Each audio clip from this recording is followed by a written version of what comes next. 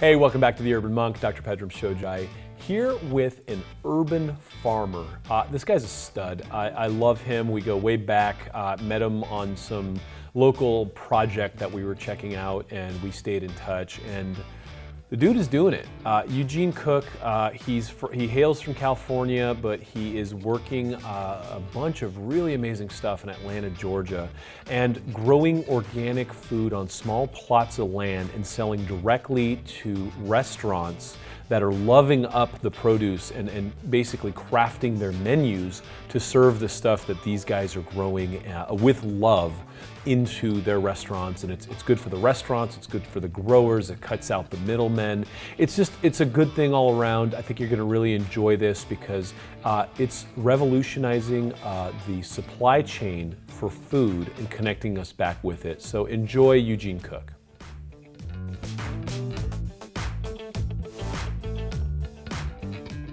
So man, let's just get into it. I really want to know what the hell you've been up to. I know you're urban farming and all that, but it's just give me an update. Like what's happening in Atlanta? Right now, I think the biggest things that are happening in Atlanta are that we're breaking new ground. We're opening up some new space, and we're starting to have partnerships with people and organizations really that are understanding the importance and the value of having urban growers become homeowners and landowners. So we're in the process of partnering with some churches that are buying up properties, and these churches that are buying up the properties are saying, hey, what's an innovative way to get some of the growers that you're training and people within your organization put into these homes so they can be close to the farms that they're farming on, and see how it works for economic redevelopment? How does it work for changing the health and the environment of a community?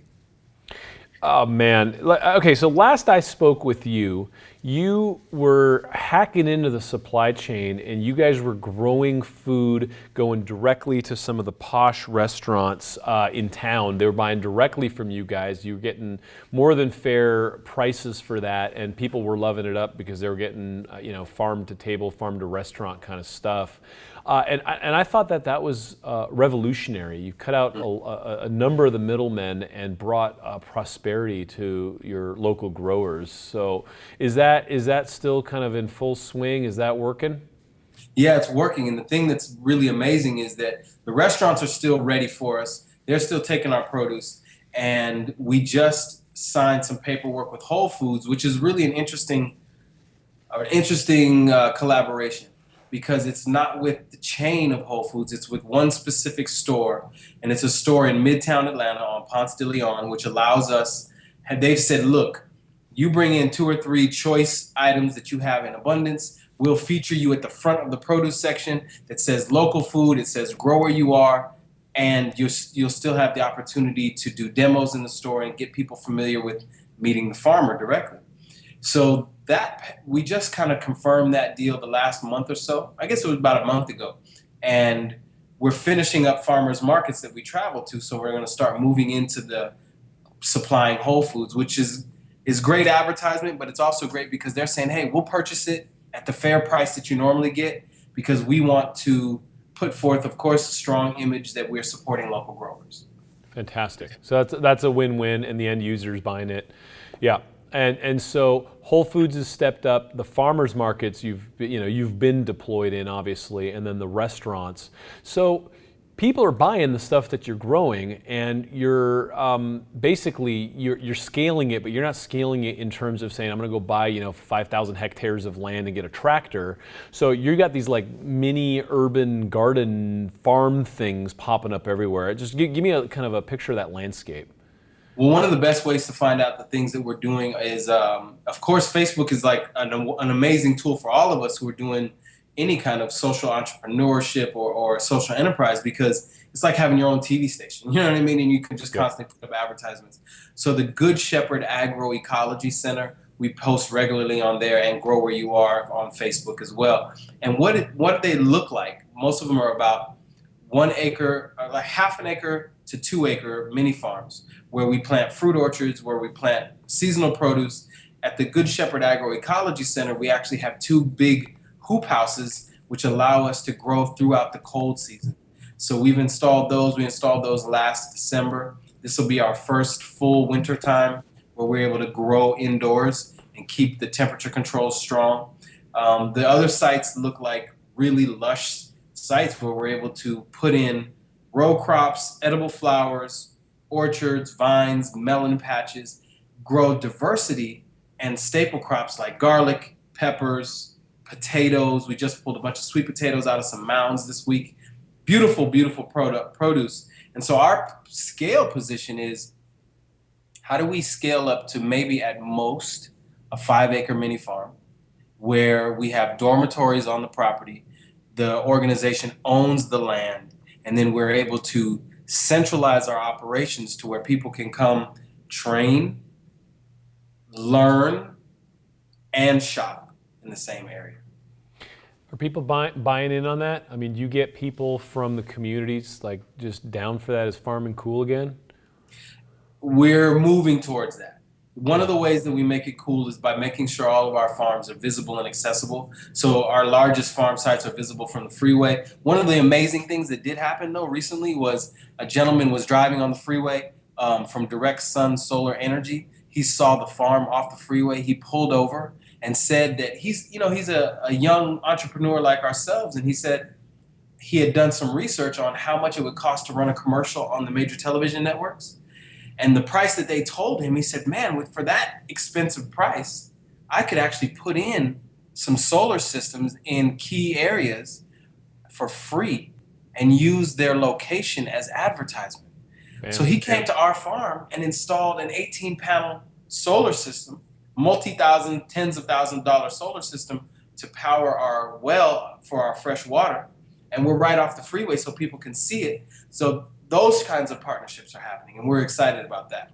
Bam. I love that. I love that. That's just like good people hooking each other up and doing it for the right reasons. Absolutely. Yeah. Man, so you grew up in Cali, and now you're in Atlanta. How'd you get into this stuff? I mean, you didn't grow up as a farmer guy.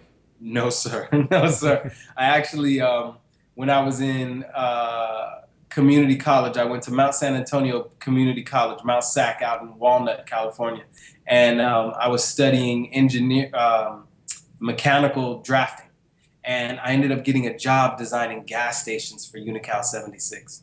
So the reason why I state that is to see how far somebody can come. At 20 years old, I was designing gas stations for California, Arizona, Nevada, Hawaii.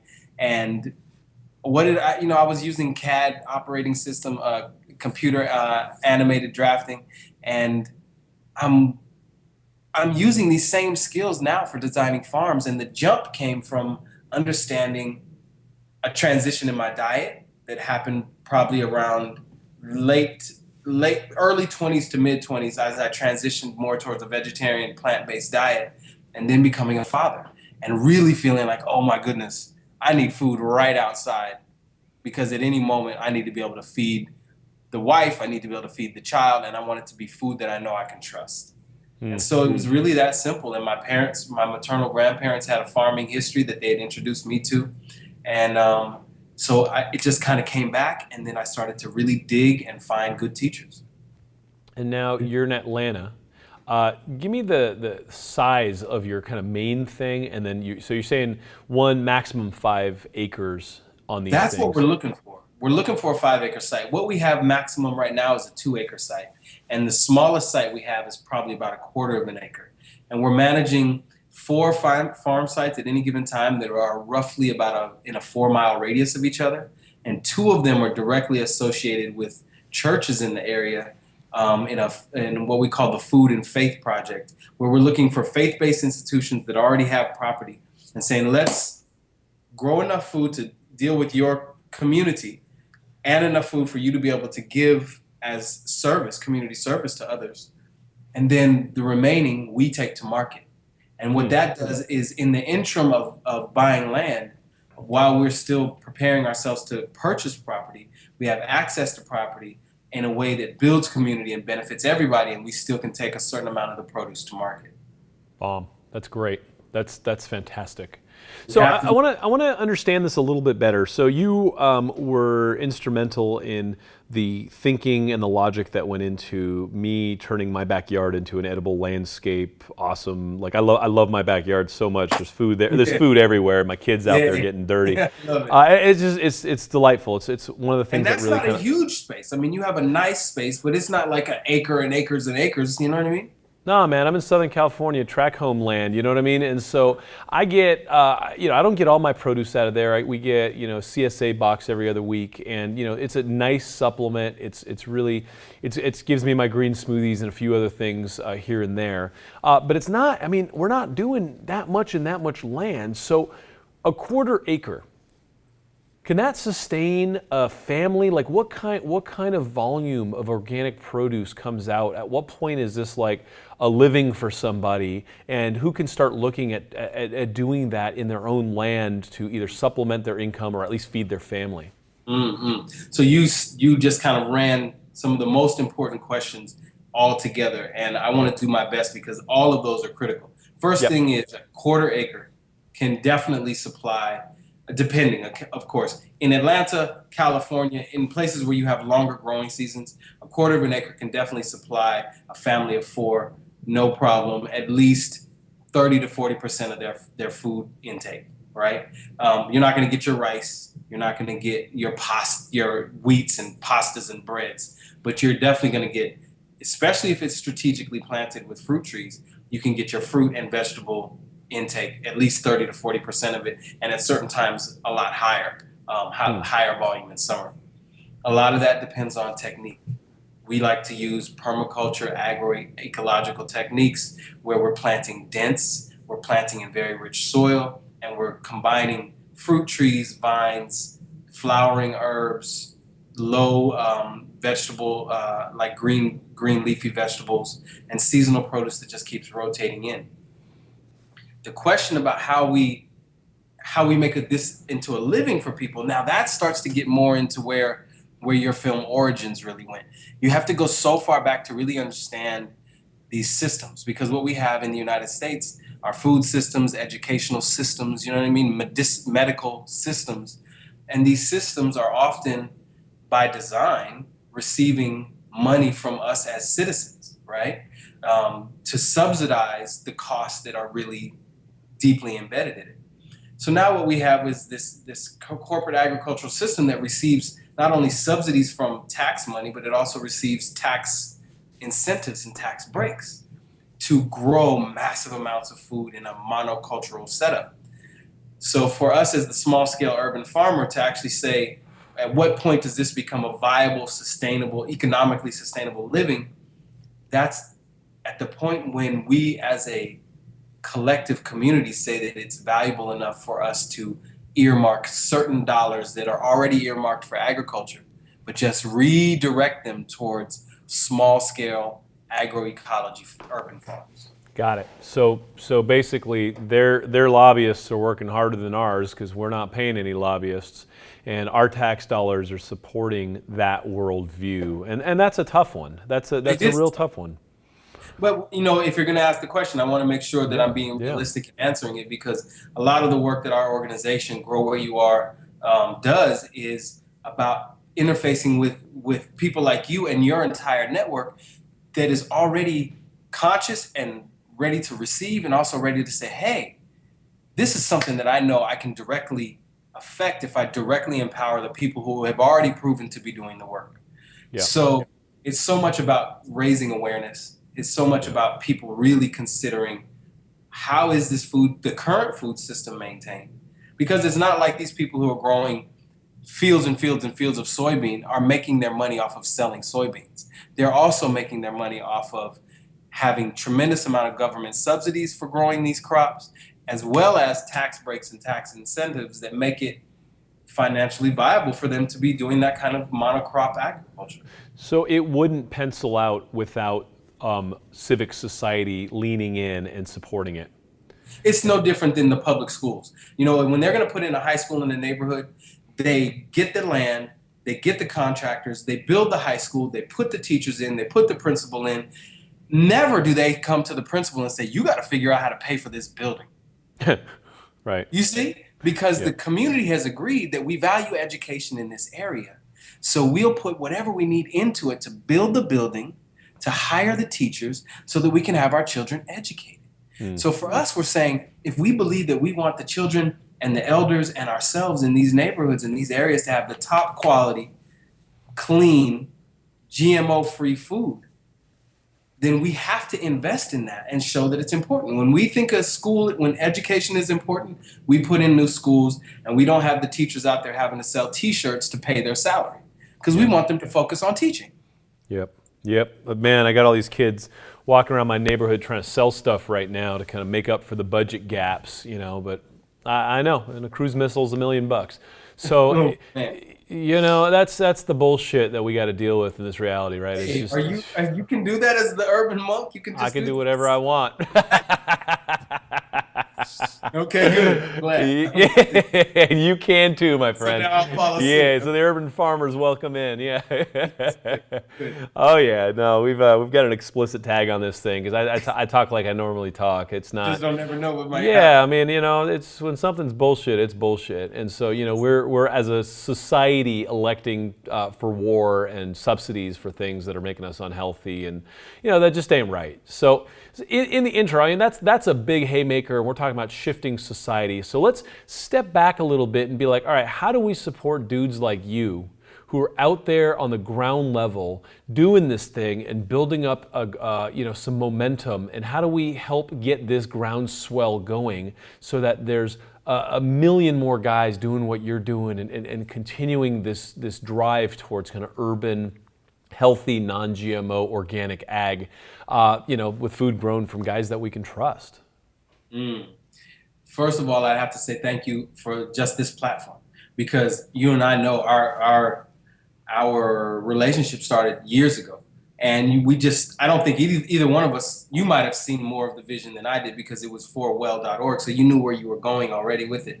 But I didn't quite know where the relationship was leading. So staying open, being able to communicate across all types of cultural or societal differences and understand, hey man, we're all fathers, wives, husbands, mothers, daughters, children. We're all trying to make everything work for our family. So how do we do it collectively? The other thing is that guys like myself and women like myself who are doing urban ag work, we need to make the most of our ability to connect with people through technology. So what we have started, and I'm hoping that when this airs, that a lot of people will be able to get this information. But we've started, of course, the Facebooking and things of that nature. But another way is Patreon accounts, right? And Patreon is a website where it's like a crowdfunding website where people actually become long-term supporters of your work without being connected to a particular project. So they look at your work, they come to your website, they get the videos, they get the content, and then they can have $1 or $10 taken out of their account every month just to support the work that you do. And so I think that people like us need to really leverage platforms like that and say, let's create product like a book, like digital content that can be passive streams of income that is also full of information that people globally want who may not ever come to Atlanta and buy produce off my farm. Right. And you know what? You were able to positively influence and transform my life by coming by and being like, all right, look, put this here and put that there. And so you've actually sprinkled goodness all over my backyard, and my family enjoys it because you lent your expertise to helping me feed my family. So, I think consulting is huge. I mean, we've talked about this. Like, I want to build a TV show for you. Like, I want a reality show on your life because it's just so interesting that this is happening in urban settings, right? It used to be so separated, and it was just, those guys grow the food. I don't even know who they are, but it shows up and it's like all, shiny in the grocery store or wrapped in plastic, right? And that's not reality, right? Reality is getting your hands dirty, and that's what you're doing. And so, okay, so we can support in a number of ways like that. The problem is, like, if you're doing consultations and stuff like that, your hands aren't in the dirt, and you're a guy who's out there. And so I like Periscope. I like some of the kind of the newer live TV plays as well for you. So if you need some help, with that, I'll hook you guys up with our Media Academy and just teach you how to do all that, because to me that's awesome. It's an easy way to kind of extend. What's it like working with, say, like city governments and like some of these community leaders? How are they stepping up to support this type of movement? That's a really interesting question, because since I started my work in urban agriculture in California already has a certain food consciousness, and also has a certain kind of cultural savvy, right? But the municipalities were not necessarily up to that speed. California is used to promoting culture worldwide without having to go through all these stopgap channels because of entertainment. So here in Atlanta, you have people we're the capital of the Southeast. There's a deep tradition of agriculture in the southeast part of the United States, and so many people here of all different economic and ethnic backgrounds have a tradition of farming in their recent history.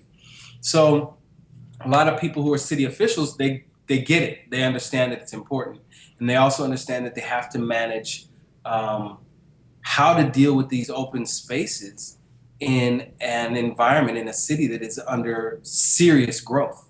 Lots of gentrification, lots of redevelopment, lots of different things happening. And the government is also thinking, well, how do we make right into this plan space for urban agriculture when we know property is so valuable? Right. So they're stepping up by at least having the discussions about it. And for us as an organization, we do our best to be present at the most vital discussions about it, and especially when we're invited. And then at the same time, we're working like parallel along with nonprofit organizations to develop prototypes that give city officials something to see as a working example of what's possible. I've seen some examples. I've been to a lot of these green conferences and kind of been a fly on the wall for years until I finally started speaking up.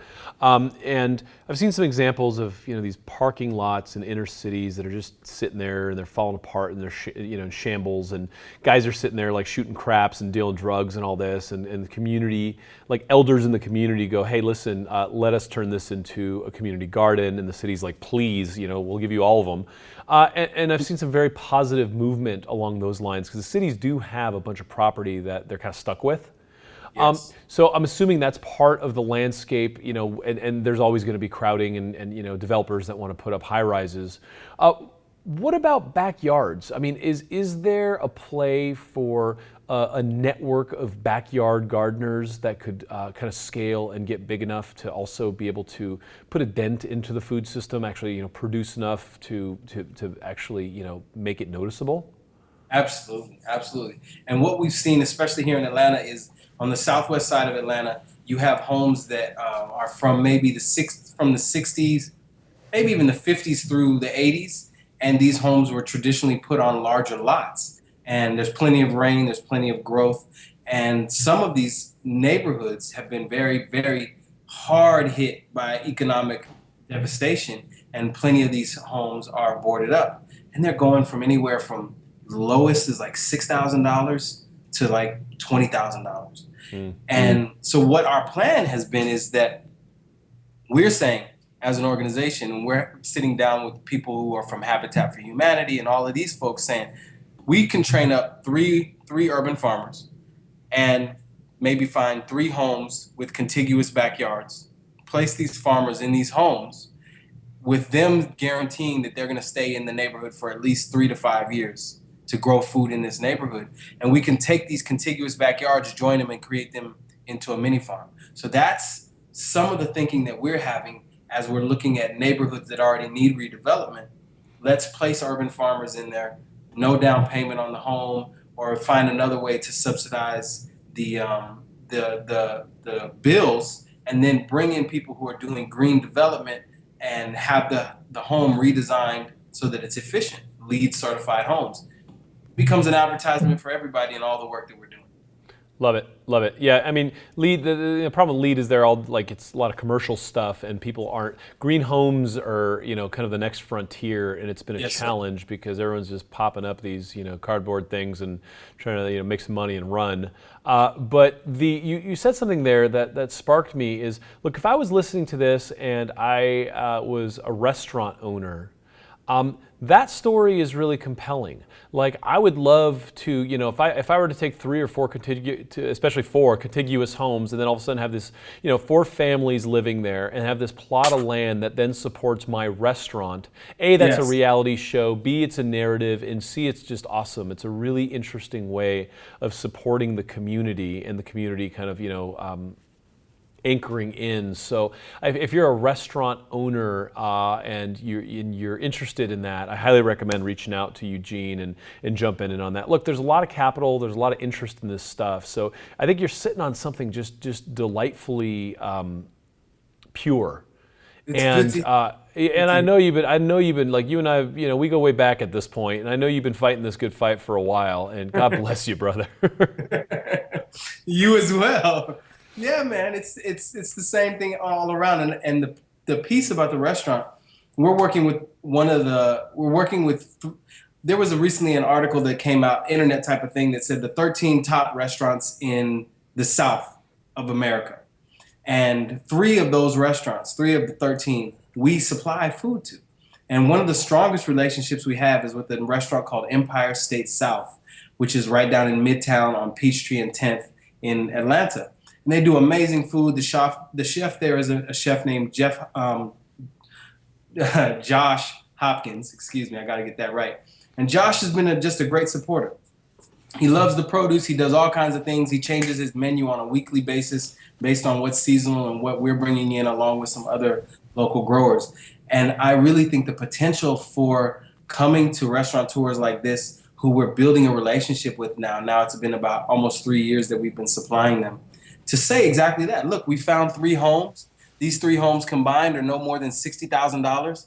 Let's get them, put some people in them, transform the backyards, film it all, document it all, make money off the excitement that's global for it, and then you got the best food for your restaurant for the next 5 years, guaranteed. And you're holding real estate, which is going to hold its value, especially at this rock bottom price. And so you have collateral, you have equity. It makes perfect sense. So if you're a restaurant owner and this makes sense to you, and you want to push your chips in, what I'll do is I'll commit support from well.org to share the content with our vast audience and get the message out there. So you're willing to push in and support local ag. I'm willing to give you exposure for doing so, and we'll send it to our partner channels. So it's just, we're right on this, right? Like, and using new media to do this, I think, is a really important piece in a play, because the end user is me. The end user is everyone listening to this. We all eat food. Yeah, we all eat food, man. I mean, this isn't, this isn't like, oh, I don't wear Jimmy Choo shoes, right? Like, we all got to eat. Yes, sir. Yeah. And thank you for that support, because I know the way that Well is expanding. I've been hearing people, I think I'm in the end of Origins for like 30 seconds, if that, right? I've had people stop me at the store saying, I saw you in this movie and I can't remember where I've seen you before. I'm like, really? You must have really been watching that film. But people, the information that came out in that film, I think we can't take for granted that just because we're working in our lane and it's familiar information to us, it's life-changing information for people. And I feel that if people can see this kind of prototype of us transforming a neighborhood through the food system, I think it's just as life-changing, even though I've been working on it for 15 years. And sometimes I think like, oh, everybody knows this. No, they don't know it.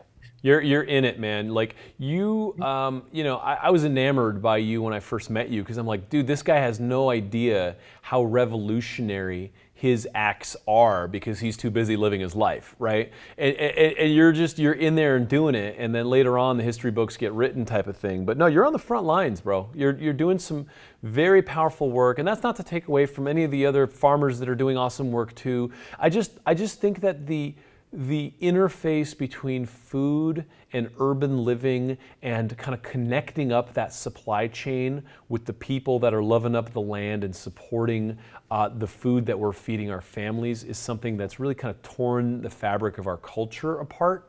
And so this is a healing thing, you know what I mean? Like getting in and getting close with food and getting to know the lovely people that are you know in there trying to do this right. That's some medicine for the West. Truly. And it's interesting that you say it like that, you know, that it's medicine for the West. And I hear that and it really resonates for me because there's so many things that at this time period that people want addressed. You know, the Pope is talking about things and all kinds of people are talking about things. And I think there's plenty that needs to be addressed about how this current culture is moving and what was the impetus. And one of the best ways to address it is in something that is active and participatory and that allows us to all walk away with a sense of at least feeling useful. And so we've been having talks. There's a wonderful organization called Food First out of Northern California. And there's a gentleman, I think he might be the director of the organization. His name is Eric Holt Jimenez. And he's doing work that's all around food sovereignty and around how these, what he calls our food regimes, how they've been set up globally. And he really shows the systems, you know? And that work is very, very important because there are people at the academic level and the business level and the political level who need to get it that way. And then there's us working and living in these urban areas who really are just saying, hey, I've become health conscious. I'm watching this content. I'm reading these books and I'm studying these articles that say, I need clean food. My child is autistic or I'm suffering from these kind of autoimmune issues. I've got to have clean, GMO-free food. Yeah. And that's where it matters for them. So we got to be addressing all of these issues. And if they can get into a garden and volunteer once a week and go home with some good food and actually meet people who are knowledgeable about food and can tell them about combinations and herbs, there's a lot of healing for the West in this. Yeah, and you know, the big part that I think is the elephant in the room that I think we need to just talk about is, can I afford this stuff, right? It's just the healthy stuff, you know, the access to healthy stuff has been really a challenge. And you know, one of the kind of memes that I've you know we kind of perpetuated over at well.org is like a picture of Marie Antoinette saying, "Let them eat kale." You know what I mean? Because it's too damn expensive. And so it's like, oh, you know what, you're dogging me for eating McDonald's, but that's all I got, man. That's all I can afford. And so to close that gap and be able to make it affordable for people at all levels of our society to eat organic, that's the challenge of our time. Like, because it's bullshit, man. If you know, it's healthy food just for rich people is not fair. And so that's also where I think the work that you're doing is empowering anyone at any level to just step in. And if you don't have money, put your hands in the dirt and let's do this and let's get you some good food for your family. Absolutely. So true. I mean, if we don't address this, we're already I mean, you're a physician, so you know, we're at a critical stage. We're at a super critical stage for everybody, those just being born and those who are in the later stages of their life. We're finding so much just disease, man, and we already know, let your food be thy medicine and thy medicine be thy food. Amen, brother. Amen. Hey, so we've already kind of thrown a couple gauntlets out there, so I'm expecting a restaurant owner or two to contact us and get you those plots of land and make it happen. And my support and all of our networks are in there.